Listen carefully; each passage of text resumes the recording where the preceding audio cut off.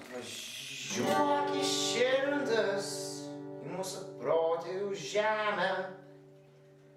Pažiūrėk, kai čia bočiai ir dainiai gyvena. Atvažiuok į širdis, į mūsų protėvių kraštą. Pažiūrėk, kai čia mūsų lietuvių tauta mąžta. Atvažiuok į širvintus, čia surasi savo draugus.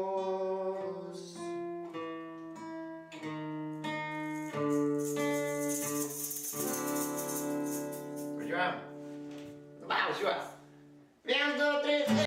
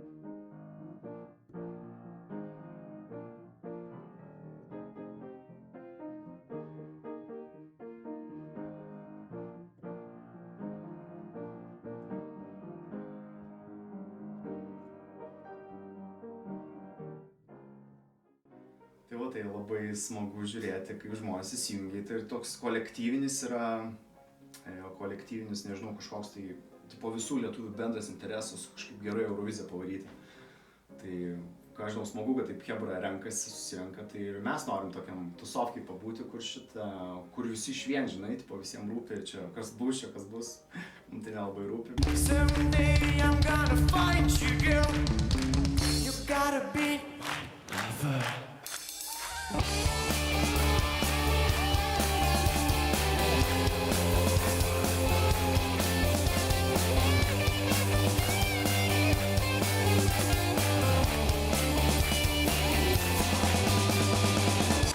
Čia jūsų vieta, nebijokite kamerų, jums dar reikės priprasti prie jų.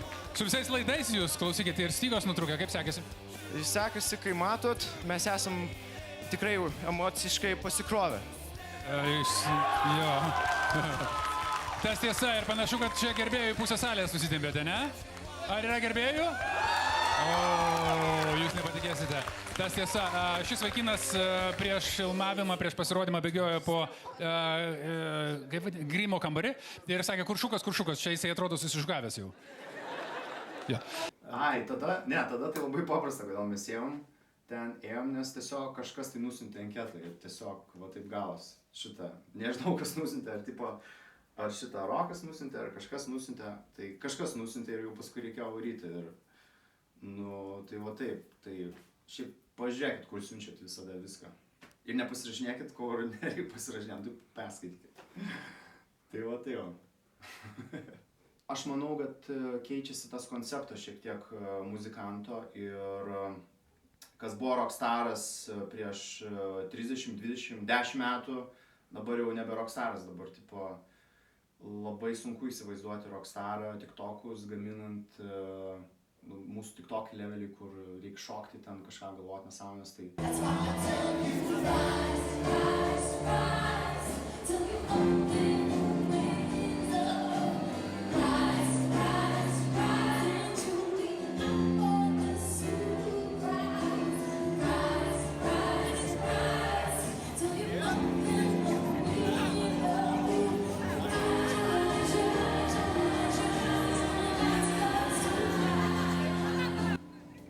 Aistės muzika yra apie 3 dalykus, apie laisvę, kiekvieno žmogaus geriausią versiją,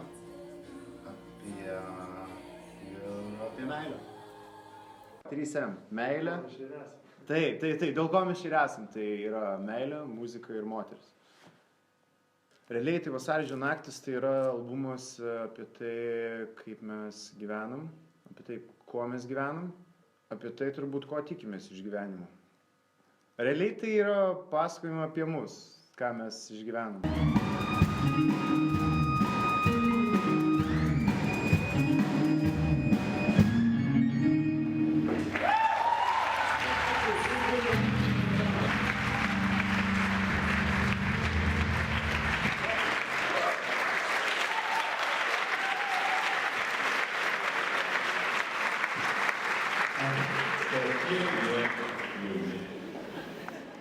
Jo, tai galiu pristatyti, esu Kipras ir esu media composeris, tai iš tikrųjų viskas, kas yra garsas ir muzika ir viską, ką reikia sutvarkyti, padaryti ir kažkaip tai nušlifuoti ir emociškai supakagint, tai visą tai ir darau.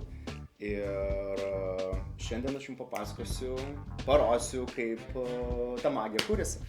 Tai ačiū, kad atėjote ir aš labai geras filmmaker. Gerai, tai sveiki atvykę, mes esam studijoje, arba kitaip miegamajame. Turime projektą, vadinasi BBC iPlayer. Tai man dabar atsiuntė šitą videką, tokį jau sumontuotas videkas, plius minus jisai yra jau locked, kad jau šitą nelabai keisis, o jeigu keisis, tai pataisimai papildomai kainuoja. Videkas čia yra iš viso minutę 2, tai nėra jis ilgas, tai muzonas vis tiek neturi šknistis, turi keistis, tai vat žiūrėsim, ką čia galim padaryti. Tai pirmą peržiūriu video be garso ir bandau suprasti, apie ką tas video ir bandau suprasti, ką turėjo omeny režisierius, editorius, sumontuodamas tą video ir kokį čia feelus norėjo suteikti, emociją kokią išnešti. Ok, čia jinai jau bėga, tai va čia jau reikia veiksmo. Headphones in and music on. Ok, čia buvo svarbus momentas, kur jinai įsijungia tą playerį, tai čia kaip ir pagrindinis yra selinimo tas pointas, tai jį reikia kažkaip tai pabrėžti. Jo, nuo to mygtuko aš jaučiu, čia jau bus trankiausia dalis, kur jinai bėga. Bėga ir nužiūrim, kas čia vyksta. I know I always have something to hold on to when I have to dig deep and find just a little bit more. Dar transition. Ir toks nusiraminimo autorius. Another session done. Ready to reset and go again tomorrow. Ok, ir čia galas.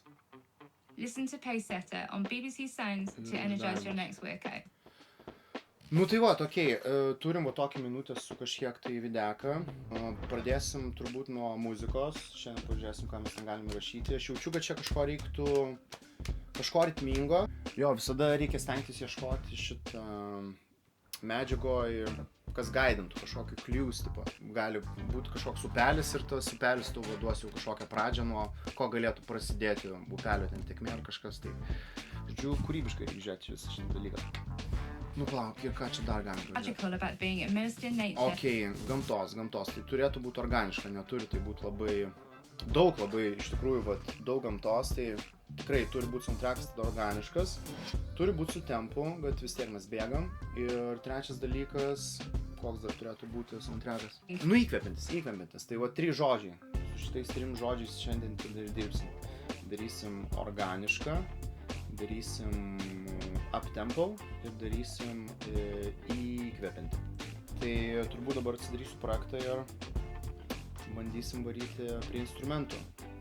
Turim gyvus būgnus, gyvas gitaras, tai pradėsim turbūt nuo būgnų. Ok? Tai va.